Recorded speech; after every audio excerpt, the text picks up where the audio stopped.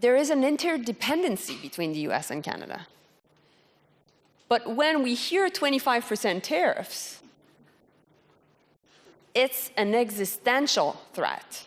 If the US administration is doing that to Canada, you're next.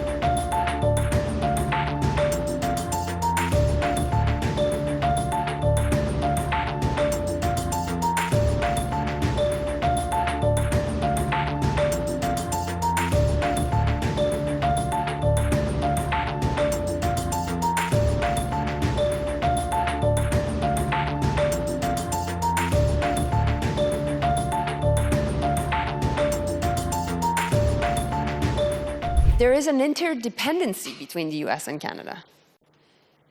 But when we hear 25% tariffs,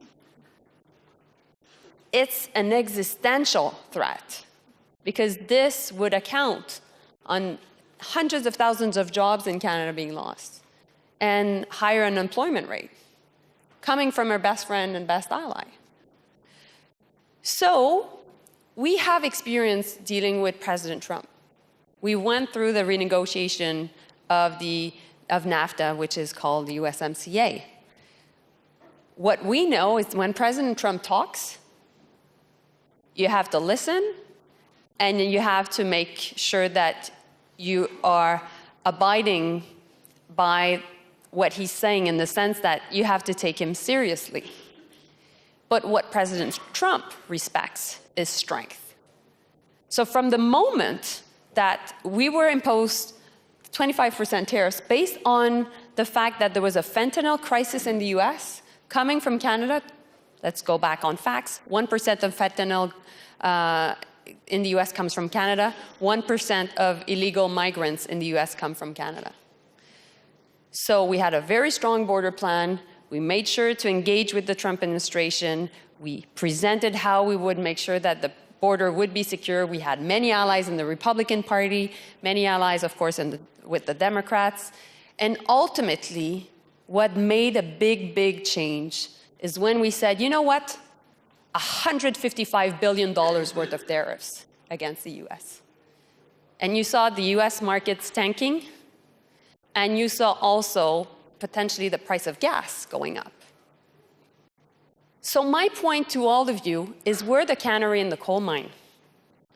If the US administration is doing that to Canada, you're next. And we need to work together on this.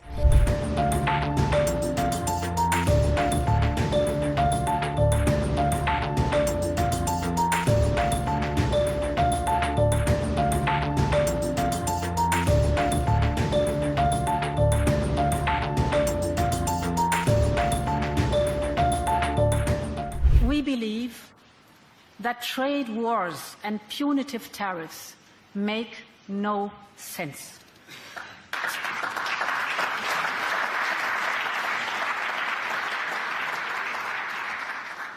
Tariffs act like a tax. They drive inflation.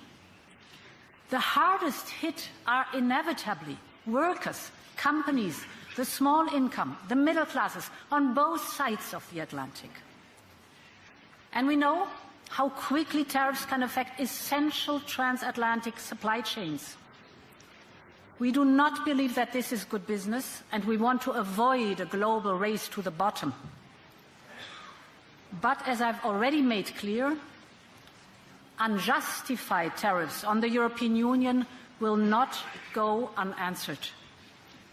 And let me speak plainly. We are one of the world's largest markets. We will use our tools to safeguard our economic security and interests, and we will protect our workers, our businesses and consumers, at every turn.